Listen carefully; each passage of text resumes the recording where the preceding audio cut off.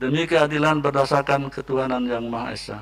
Mahkamah Konstitusi Republik Indonesia yang mengadili perkara konstitusi pada tingkat pertama dan terakhir menjatuhkan putusan dalam perkara pengujian Undang-Undang Nomor 11 Tahun 2020 tentang Cipta Kerja terhadap Undang-Undang Dasar Negara Republik Indonesia tahun 1945.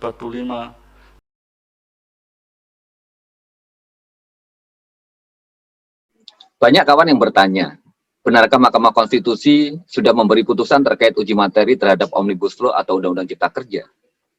Di mana dalam putusan tersebut, gugatan buruh tidak diterima. Dengan kata lain, buruh dikalahkan. Putusan ini sempat membuat gempar. Bagi buruh, tidak ada yang menyita perhatian mereka selain undang-undang cilaka ini. Undang-undang yang banyak sekali membabat dan mengamputasi kesejahteraan. Undang-undang yang tidak mencerminkan kepastian kerja, kepastian pendapatan, dan jaminan sosial. Apakah putusan itu benar? Ya, benar. Seperti yang kalian saksikan tadi, Mahkamah Konstitusi memang sudah membacakan putusannya.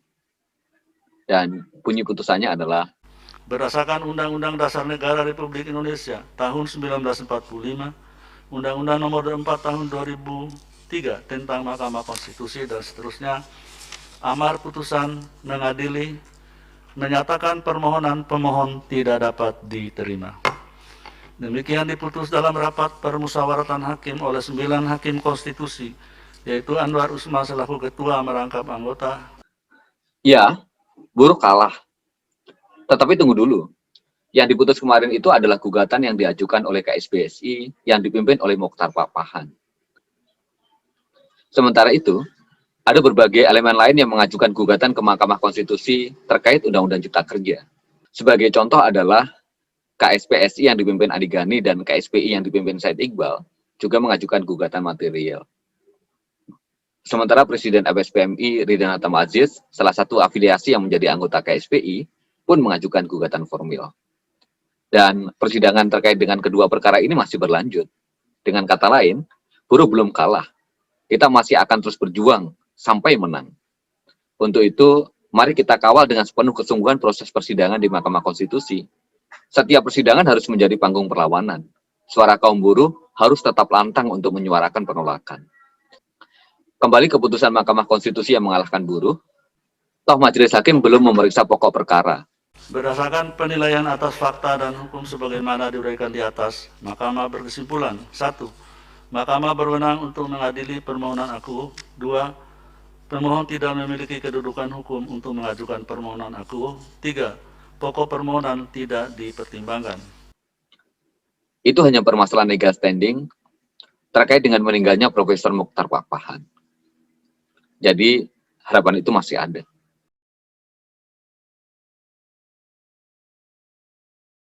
Yang diajukan oleh Konfederasi Serikat Buruh Sejahtera Indonesia, dalam hal ini diwakili oleh Profesor Dr. Mokhtar Papahan SHMH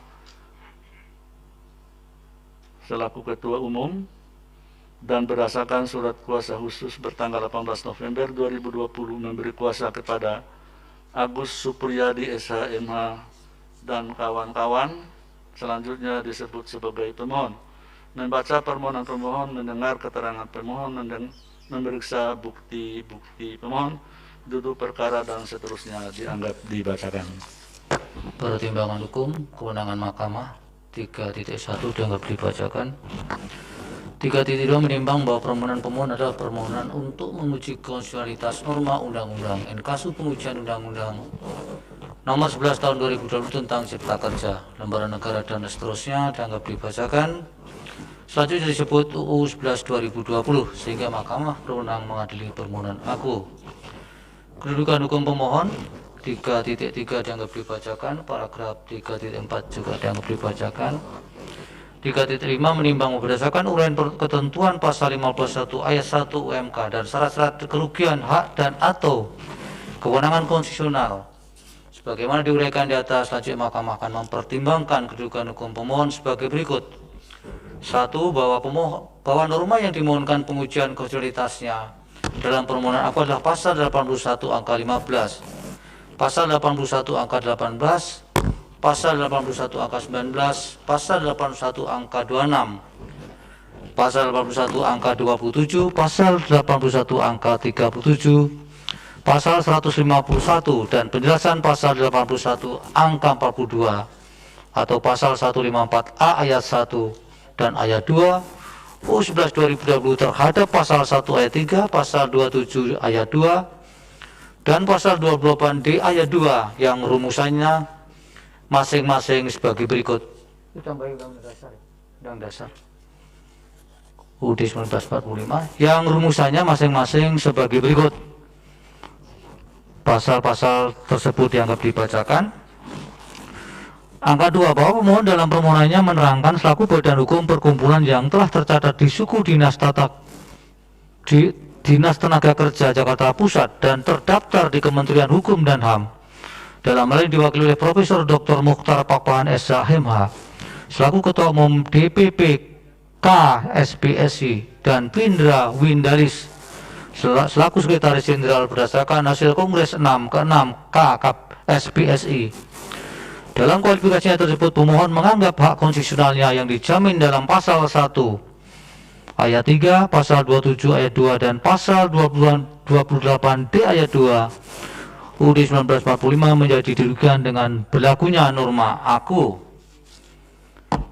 Bahwa sebelum mahkamah lebih lanjut mempertimbangkan kerugian konstitusional pemohon, terlebih dahulu mahkamah akan mempertimbangkan kapasitas pemohon sebagai badan hukum perkumpulan untuk mengajukan permohonan aku.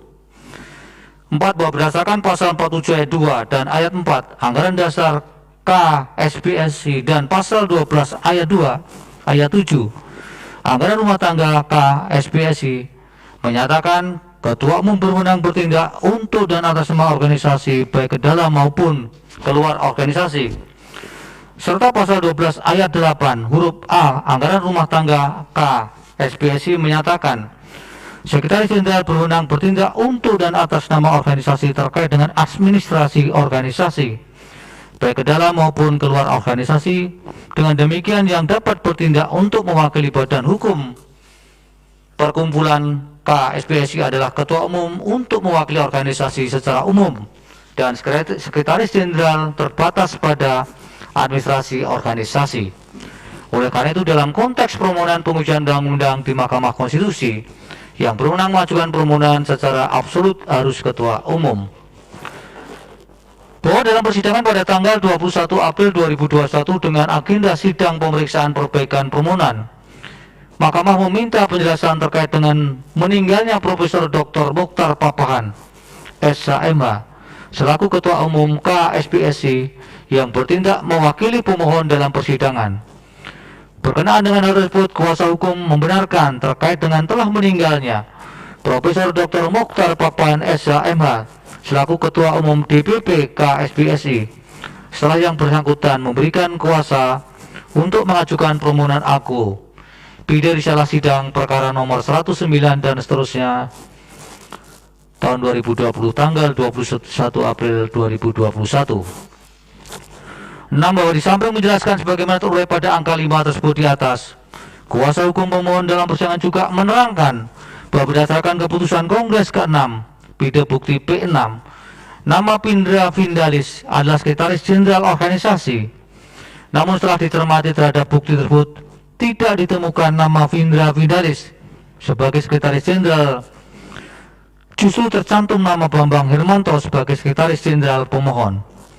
Di samping fakta hukum tersebut, Mahkamah juga tidak menemukan alat bukti lain yang dapat membuktikan bahwa memang benar nama Pindra Windalis merupakan Sekretaris Jenderal KSPSI periode 2018-2022 sebagaimana yang tercantum dalam permohonan pemohon. 7. Bahwa setelah mencermati bukti serta fakta hukum dalam persidangan sebagaimana diuraikan tersebut di atas, oleh karena Ketua Umum pemohon telah meninggal dunia dan berkaitan dengan kerugian hak konstitusional, harus ada ketegasan tentang masih dilanjutkan atau tidak permohonan aku, berbeda dengan hak keperdataan yang dapat dialihkan kepada ahli waris. Sementara itu berkenaan dengan nama Pindra Windalis, Mahkamah juga tidak mendapatkan keyakinan akan kebenaran yang bersangkutan adalah Sekretaris Jenderal pemohon. Bahwa seandainya benar bahwa nama Vindra Vindalis adalah Sekretaris Jenderal Quod Non, hal tersebut juga tidak serta-merta dapat mewakili kepentingan umum organisasi. Sebab sesuai dengan ketentuan pasal 12 ayat 8 Anggaran Rumah Tangga KSBSI, Sekretaris Jenderal hanya berwenang bertindak untuk dan atas nama organisasi terbatas terkait dengan administrasi organisasi. Oleh karenanya, pemohon selaku badan hukum perkumpulan KSBSI tidak diwakili oleh pihak yang berhak bertindak untuk dan atas nama badan hukum perkumpulan KSBSI sebagaimana pasal 47 ayat 2 sebagaimana dimaksudkan. Ayat 2 dan ayat 4 Anggaran Dasar KSBSI serta pasal 12 ayat 7 dan ayat 8 Anggaran Rumah Tangga KSBSI. Berdasarkan seluruh pertimbangan di atas menurut Mahkamah, oleh karena pemohon tidak diwakili pihak yang berhak bertindak untuk dan atas nama pemohon sebagaimana yang dimaksudkan pasal 47 ayat 2 dan ayat 4 Anggaran Dasar KSBSI serta pasal 12 ayat 7 dan ayat 8 Anggaran Rumah Tangga KSBSI. Dengan demikian Mahkamah berpendapat pemohon tidak memiliki kedudukan hukum dalam mengajukan permohonan aku. Menimbang bahwa berdasarkan seluruh pertimbangan hukum di atas, meskipun Mahkamah berwenang mengadili permohonan pemohon, namun karena pemohon selaku badan hukum perkumpulan KSBSI tidak diwakili oleh pihak atau orang yang berhak bertindak untuk dan atas nama badan hukum perkumpulan KSBSI, maka permohonan pemohon tidak mempunyai kedudukan hukum persona standi in judicio untuk mengajukan permohonan. Oleh karenanya Mahkamah tidak mempertimbangkan pokok permohonan.